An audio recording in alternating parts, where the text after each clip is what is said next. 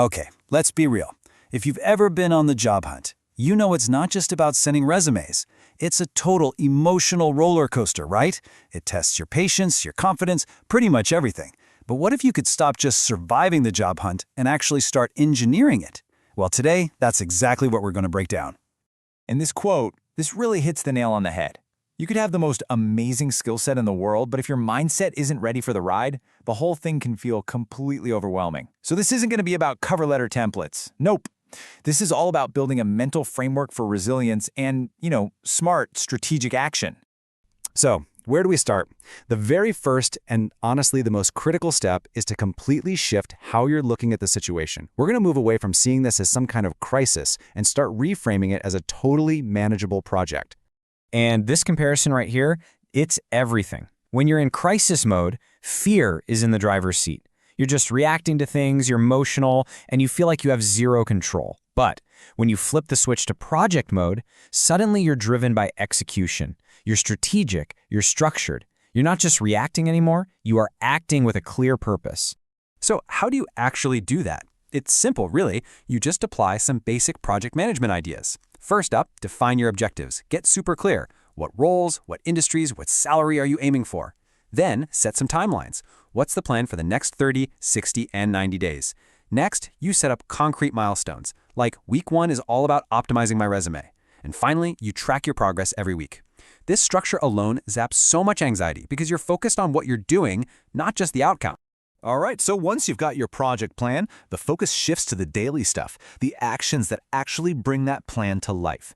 This is where you really start to take back control by focusing on the process, not just the prize. And this just illustrates the difference perfectly. Outcome goals, get a job offer, they're uncertain. They depend on other people, recruiters, hiring managers, company budgets, things you just can't control. And that uncertainty, that's what creates all the anxiety. But process goals, they're different. They're the daily things that are 100% up to you. And that, in turn, builds confidence and a real sense of progress. So what does the process goal actually look like? Well, here's your first one. Aim to send out 5 quality applications every single day. And the key word there is quality, right? We're talking customized and targeted, not just blasting your resume into the void.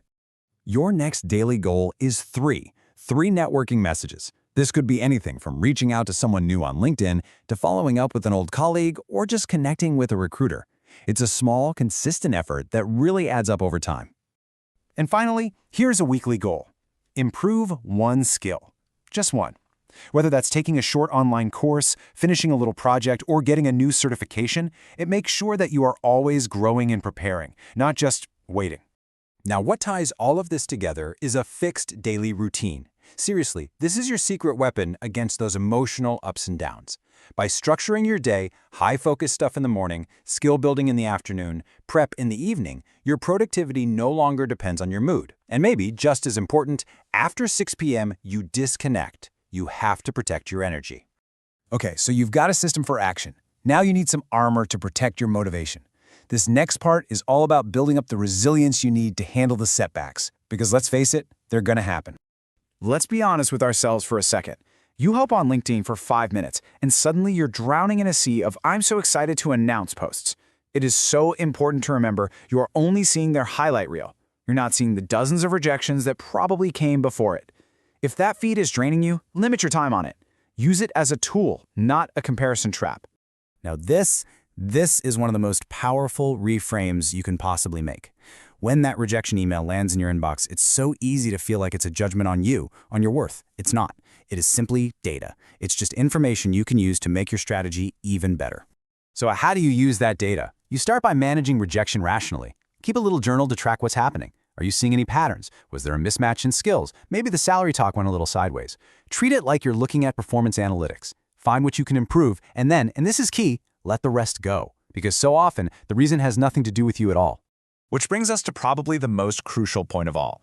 You have to separate your identity from your employment status. A job title is temporary, but your skills, your experience, your resilience, that's who you actually are. The second you detach your self-worth from your job, the emotional pressure just plummets, and that frees you up to focus on the process. Okay, for our final section, let's zoom out a bit. Staying motivated is also about playing the long game.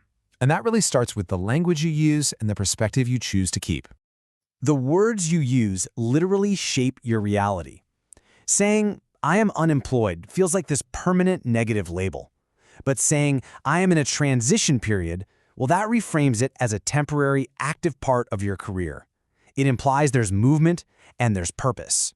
It's the same thing here. Thinking nothing is working is just a dead-end statement. It makes you feel hopeless. Instead, try saying, I am refining my strategy. See that?